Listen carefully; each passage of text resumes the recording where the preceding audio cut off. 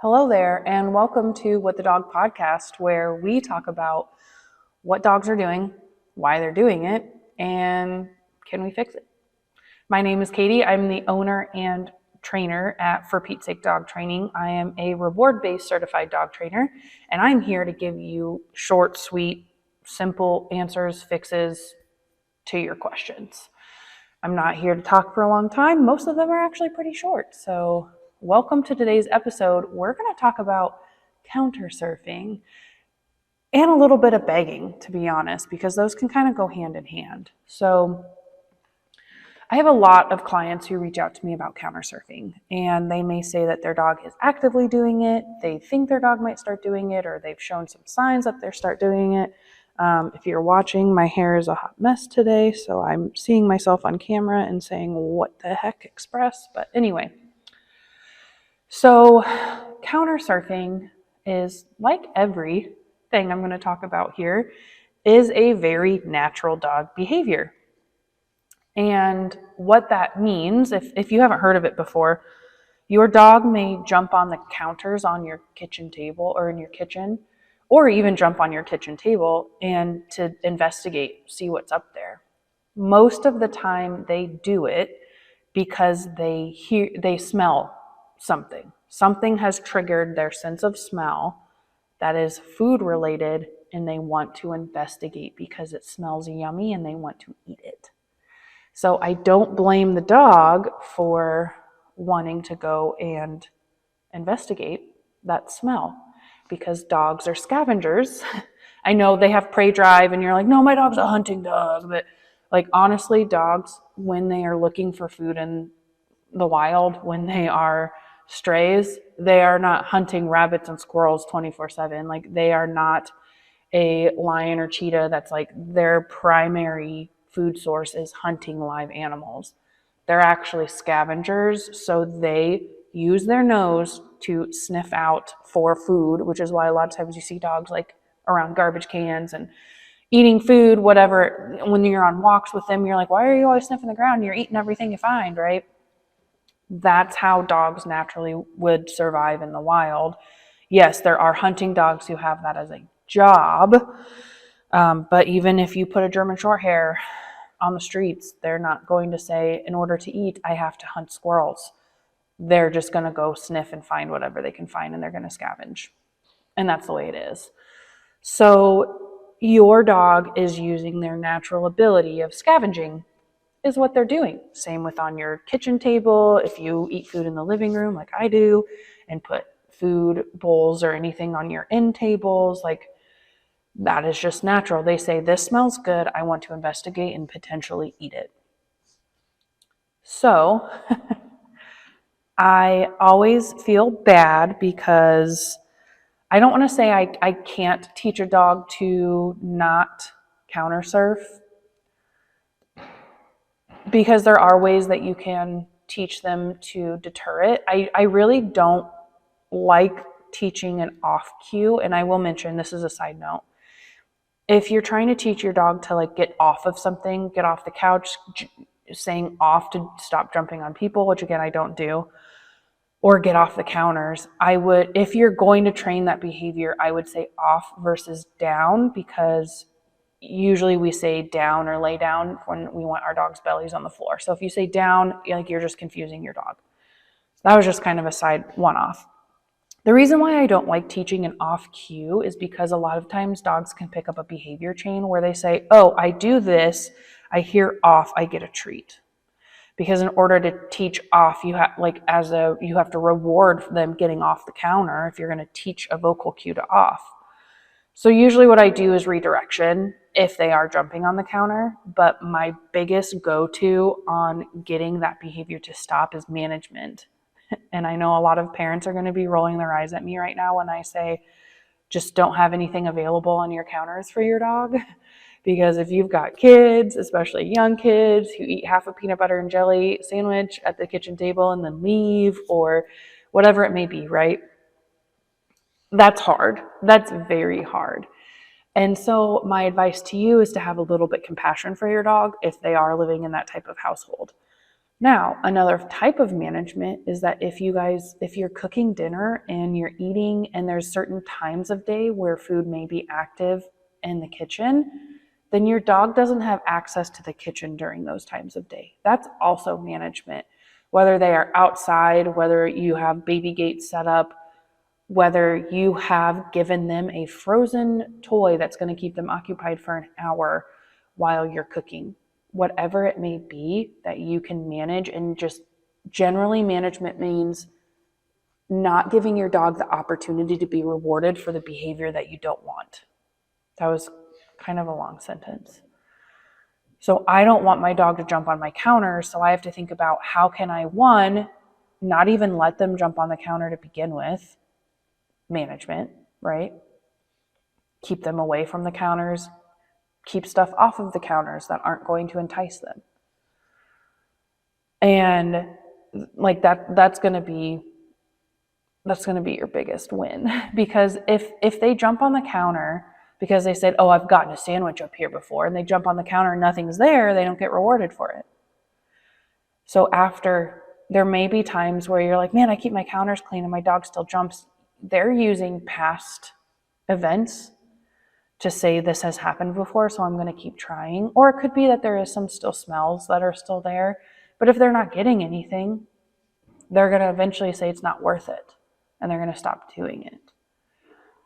So, I mean, I'll be honest, my dogs in the past too, at the beginning, both would be curious about the counters. And it took a little bit of keeping the counters cleaned up with food or keeping them preoccupied while I had food out somewhere else to get them not to jump on it. And even Pete, who he's 8 years old now, I remember for years he stopped jumping on the counter, and I could even leave like some food that I had just cooked out and he was fine. So dogs are just different. You're going to have different dogs who are like, yeah, I can't even leave any food out because he'll immediately jump up there. In that case, I would go back to some management, right? Because it may be unrealistic for you to pull lasagna out of the oven because you can't eat it for the next 5 or 10 minutes because it's piping hot. And your dog's like, let me get up here to eat it. And you're like, yeah, no, we're not going to do that. Management will help you with that. But even there was like one time he didn't jump on the counter for years, and I did. I left something on the oven and it was cooled off and we had left for the day and I didn't put it away, and guess what? He got it. And I was like, yep, my fault, because I literally left food out, right? So it really depends on your dog. Another form of management, especially if you're like, I'm trying to cook and my kids are running around and I don't have anyone to watch the dog and I don't have a way to set up baby gates, I'm at a loss. Put your dog on a leash and connect your dog to you, or work on a different behavior. So let's say you want to work on a place behavior while you are cooking. Work on place behavior while you're cooking. And that can take some time as well. If you want a little trick in there, I think they're a little on the expensive side, but they now have these food dispensers that have like a button. So they have this button. I'm holding a candle jar lid and it's about that size. And I've had a lot of clients who actually teach their dog to press this button, and then the food dispenser dispenses a little bit of kibble or treats. It doesn't dispense like their whole meal, it's just a little bit. And what we've done is we've taught the dog to like press this button on one part of the room and then dispensers on the other part of the room, and that's how they feed dinner. However, I've also used these where if you're teaching your dog place, the dispenser can be right next to their bed. You have the button, and while you're cooking, let's say you need to dispense treats every 30 seconds. Every 30 seconds, you press the button and it dispenses treats, and your dog stays there and you don't have to walk back and forth. Generally, though, without this, I'm cooking, place is somewhat close, and I'm literally walking back and forth between cooking and putting a treat down for my dog while they stay. Or I have a frozen treat toy for them that I put them in their place. They get this frozen treat toy on their place. If they get up, I move them back to their place, and that's where they have their toy. And I just continue teaching them, this is where you have your toy. So that's what I'd love to see people training instead of just training an off cue. Because really, when you come to me and say, I want you to train my dog to not jump on the counters, What I'm hearing is, I want you to train my dog to not be curious about the smell of food. And that's supernatural. Not supernatural like ghosts. It's very natural for them to be curious about a food smell. And I really don't want to take that natural behavior away from dogs. So I have to think about the environment and how can I train them in the environment. So naturally, just as a recap, keeping the food picked up, great. I understand you may live in an environment where that's not really possible. So let's look for other management. How can I manage my dog by either A, training them to do something else like place during this time, B, keeping them preoccupied with something so they're not tempted to go jump on the counters during this time, right? Or C, just keeping them out of the area. Mini D version would be, I leash them and clip them to myself so I can manage them while I'm doing the things I need to do during that time. Those are going to be way more successful than you trying to reroute your dog's brain on natural behaviors. In my opinion, let me add that. In my professional opinion, these are the routes I go and they work. And it's consistency that usually is where we get a little bit of a headache, because we're like, man, it was working, now it's not. And it's like we just lose in consistency. And that's really hard in this day in life, is being consistent with that. That's why sometimes just management and just blocking them off from that area can just, during cooking time and feeding time, can be helpful. But it's hard because life is busy right now and everybody's on go, go, go, right? So you have to find what is going to suit your lifestyle and what works for you. I'm here to help you, give you some options. And that's what I do with my clients, is I'm going to tell them straight up, this is what it is. Here are your options. What's going to work best for you? And we go with it. So that's what I want you to do with this, is go with it, what works for you, and, take it from there. So I want to thank you guys for joining me again today. If you don't already follow me on social media, please do, because I put lots of stuff out there. My Facebook page, For Pete's Sake Dog Training, that's FUR. I have a membership on Patreon, so patreon.com/For Pete's Sake. And that I focus on a lot of 10-minute trainings. So I put a lot of stuff, like today we just did a feeding game where we took 10 minutes to do some shaping while I fed my dog his breakfast. I've worked on lots of different behaviors in there. Some of them are tricks. Some of them are like, hey, here's a real life behavior that you need for your house, like staying as you open the door and walking through the door. So there's lots of stuff on there.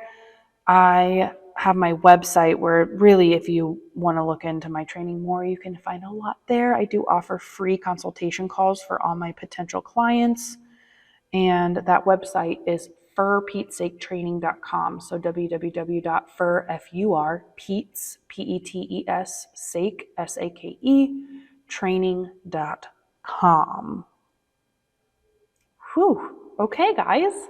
I will talk to you later. You have a good rest of your week, and we will catch up next time on What the Dog. Thanks.